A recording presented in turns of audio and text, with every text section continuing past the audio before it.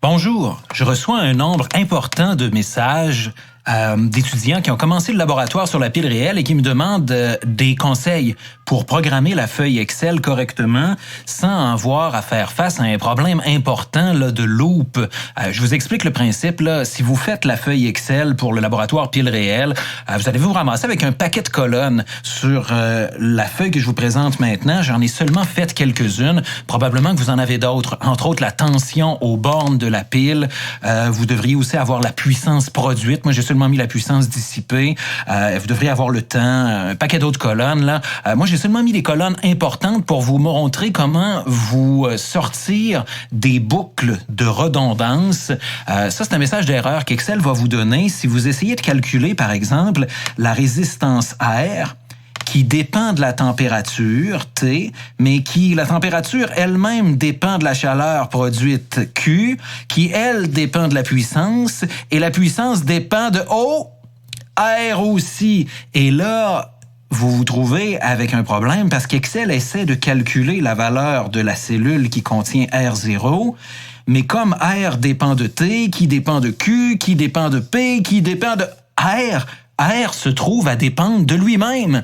Et ça, c'est un problème important. Excel, en fait, ni Excel, ni moi, ni toi, ni personne peut calculer une variable qui dépend d'elle-même sans faire d'incrément temporel. Donc, pour solutionner là, ce problème-là là, de redondance là, ou de loop en anglais, où Excel essaie d'aller calculer une valeur, et il y a une référence croisée, une référence qui revient à cette valeur-là, voici ce qu'il faut faire. Vous devez comprendre que tout ça se passe dans le temps et que l'augmentation de température de T, donc le delta T, va dépendre de la chaleur qui est produite un incrément de temps avant. Regardez bien. Par exemple, T indice 1, ça veut dire que N minuscule égale 1, va dépendre de la chaleur qu'il y avait avant. Et on va prendre le 20 degrés Celsius, la valeur initiale de la température à laquelle on commence l'expérience, pour aller calculer T1 à partir de T0 ou de Tn-1. Et on va aussi aller chercher Q, la chaleur qui a été produite un incrément de temps avant. Si vous y pensez, ça fait du bon sens. La température qu'on a maintenant dépend de la température qu'on avait avant et de la chaleur qui a été produite avant. La température T1 ne peut pas dépendre de la chaleur qui est produite maintenant. Ça dépend de la chaleur qui a été produite avant. Votre matériau a emmagasiné l'énergie thermique Q qui a été produite avant, dans le passé, et ça a augmenté sa température maintenant. C'est pour ça qu'on dit que T dépend de la température Tn-1 et de Qn-1 aussi, avant. Donc, T1 dépend de Q0 et de T0. Maintenant, la chaleur Q dépend de P. Maintenant, parce que la puissance qui est produite maintenant génère une chaleur maintenant. P0, lui, va dépendre de R0 et de I0. Ça veut dire que c'est le R0 qui s'en vient ici et le I0 qui s'en va là.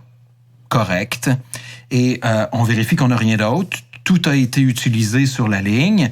Maintenant, faisons-le pour l'autre ligne pour vérifier qu'il n'y a pas de boucle. Vous voyez, il n'y a pas de flèche qui nous permet de boucler. Là. Si on part de R0, on s'en va vers P0, I0 s'en va là aussi. Ensuite, P0 nous donne Q0 et Q0 nous donne T1. On change de ligne. Donc, il n'y a pas de boucle. Regardez bien, on va le refaire maintenant pour R1. R1 dépend de Tn, comme ça ici. Et Tn, dans ce cas-ci, T1 va dépendre de Tn-1 et chaque chose est à sa place. Refons-le maintenant pour R2. Je change de couleur encore. R2 va dépendre de Tn, comme ça, donc de T2. Et T2 dépend de T1 et de Q1. Q1 dépendait de P, c'est comme ça ici, qui dépendait de R. et du R1 comme ceci. Et on voit que ça fait pas de boucle. Écoutez, je continuerai pas parce que là, il y a des flèches partout et ça devient mêlant. Mais quand vous allez le programmer dans Excel, si vous utilisez cette stratégie-là, qui correspond en fait à la réalité, là, au fait que la chaleur qui est produite avant influence la température maintenant et qu'on peut pas influencer la température maintenant avec la chaleur qui va être produite dans le prochain 0.5 ou dans ce 0.5 secondes-là, ça va fonctionner. Vous n'aurez plus jamais de redondance sur la même ligne puisqu'on va fonctionner avec des incréments temporels non nuls. Allez, je vous laisse là-dessus. Ça devrait être suffisant là, pour vous dépanner et vous permettre d'avancer dans le tableau. Ensuite, vous faites les graphiques là, d'une colonne en fonction du temps, de l'autre colonne en fonction du temps et vous devriez régler vos problèmes et terminer le laboratoire puis le réel assez vite, merci. Assurez-vous de faire des beaux graphiques là, si vous voulez des points et de faire un tableau qui est lisible avec les unités de mesure, chaque chose à sa place et vous aurez du temps là, pour vous intéresser aux exercices et aux problèmes à la fin de chacun des chapitres et à l'étude de votre examen final qui vaut pour 35 %. C'est beaucoup.